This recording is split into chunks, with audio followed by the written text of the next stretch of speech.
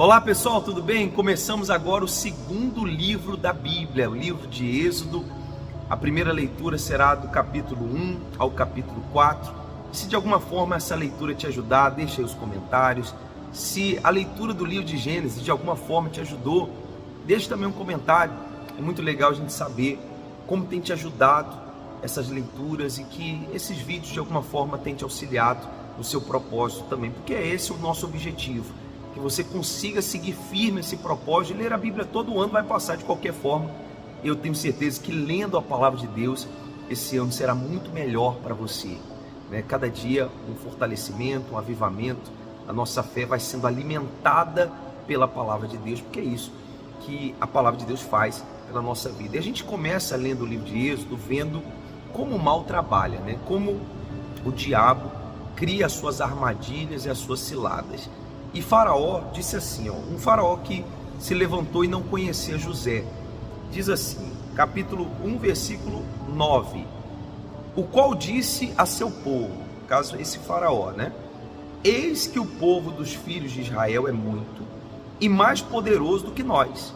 Eia, usemos de sabedoria para com eles, para que não se multiplique. E aconteça que, vindo guerra, eles também se ajuntem com os nossos inimigos e pelejem contra nós e subam da terra. Olha só, né? Use de sabedoria. Vamos achar um jeito, vamos achar uma maneira para atingir eles, para tocar neles. E a gente sabe que o mal, ele trabalha dessa forma, né? Procurando um jeito, de uma forma muito sábia, sagaz. O diabo está sempre procurando uma maneira para tocar em você, para tocar em mim, achar uma fraqueza, uma fragilidade, algo que ele possa usar contra nós para que a gente se afaste de Deus. E da mesma forma, nós, se quisermos nos mantermos firmes com Deus, precisamos usar a nossa sabedoria, precisamos usar a nossa cabeça e não cair nas ciladas, nas armadilhas, estarmos atentos, vigilantes quanto a tudo aquilo que o mal possa atentar contra nós. Então fica a dica, que o mal não vai trabalhar como nos filmes, né? Aparecendo de vermelho, uma aparência horrível para de alguma forma te assustar, te amedrontar. Não é esse geralmente o trabalho do mal, mas sim de forma muito sábia e sagaz achar uma maneira de lhe prejudicar. Então vigie, guarde a sua fé. E aí a gente vai seguindo aqui o capítulo 1, falando como Faraó armou, tentando matar os meninos daquela época, as parteiras não aceitaram, Deus as livrou. E aí o capítulo 2 começa falando sobre o nascimento de Moisés, para justificar o porquê que a mãe, né, colocou ele no rio, para tentar livrar a vida dele. E foi muito inteligente a atitude da irmã de Moisés, né? Uma forma muito sagaz, muito astuta. Essa criança, né, ou jovem, eu não falo quantos anos ela tinha, mas como ela armou, né, para que a própria mãe criasse Moisés, né? De forma que a filha de Faraó não soubesse. Diz assim, versículo 7, 8 e 9. Então disse a sua irmã, a filha de Faraó, né? Ela apareceu quando a filha de Faraó achou Moisés no rio e disse, irei chamar uma ama das hebreias, que cria este menino para ti. E a filha de Faraó disse-lhe, vai. Foi, pois, a moça e chamou a mãe do menino. Então lhe disse a filha de Faraó, leva este menino e criai-mo, e te darei teu salário. E a mulher tomou o menino e criou. Se não bastasse, né, além de criar o próprio filho, a filha de Faraó ainda pagou para isso, né, para que Moisés tivesse a melhor criação possível. E lembra do que nós começamos a falar? Sabedoria. Olha que forma sábia a irmã de Moisés encontrou para que ele pudesse se manter vivo, né? Isso é muito interessante.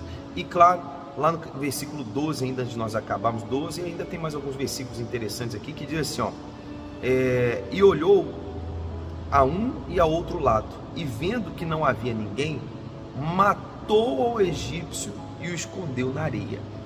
Quando Moisés já era adulto, ele infelizmente cometeu esse grande erro.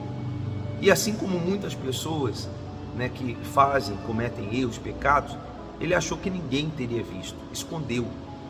E mais cedo ou mais tarde, esse pecado veio à tona, né? No próximo dia ali, logo dias depois, ele já teve que sair fugido. Porque é assim que o mal faz, né? Ele incita a gente ao erro, depois ele quer expor esse erro à vergonha. Tome cuidado, vigie, porque o mal vai incitar você a errar, tentar esconder, mas mais cedo ou mais tarde, aquele mal acaba sempre vindo à tona. Então, vigie para que você não venha errar, porque senão, como aqui aconteceu com Moisés, o mal trabalha forte para que isso venha nos trazer dor futuramente. Lá no versículo 23, 24, 25, fala que aconteceu muitos dias e morreu o rei do Egito, e os filhos de Israel suspiraram, melhor dizendo, por causa da servidão, e eles clamaram a Deus, e Deus atentou.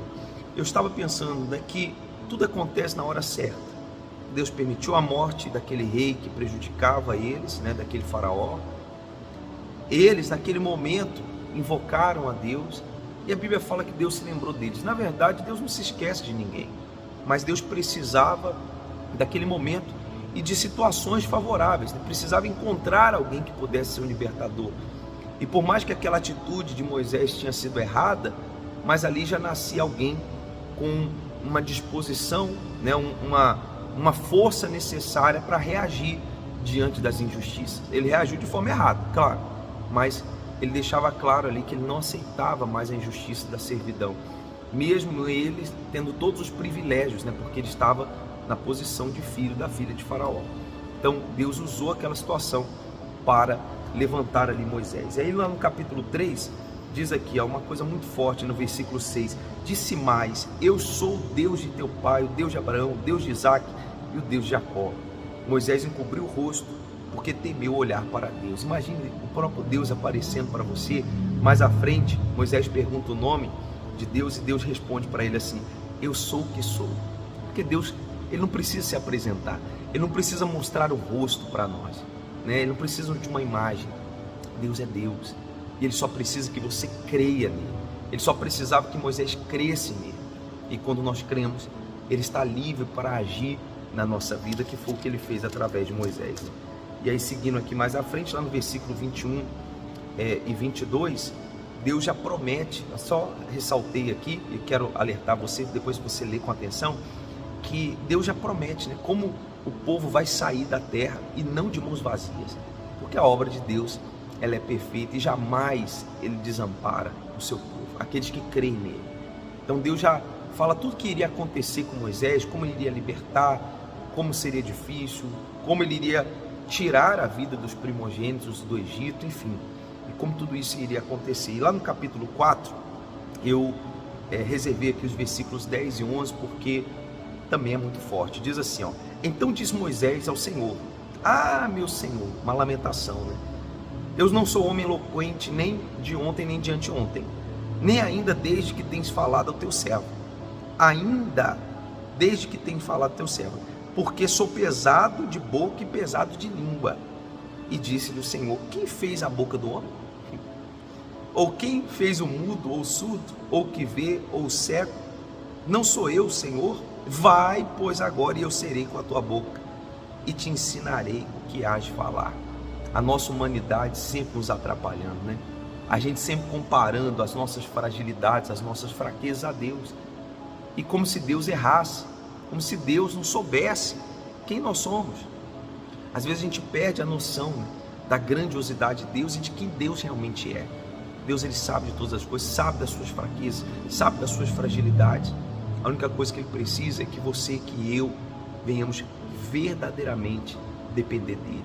E a pergunta que você tem que se fazer é essa: será que você não tem duvidado de Deus e comparado Deus às suas fraquezas, às suas fragilidades? Deus é grande, pessoal. Porque ele é grande, nada para ele é impossível.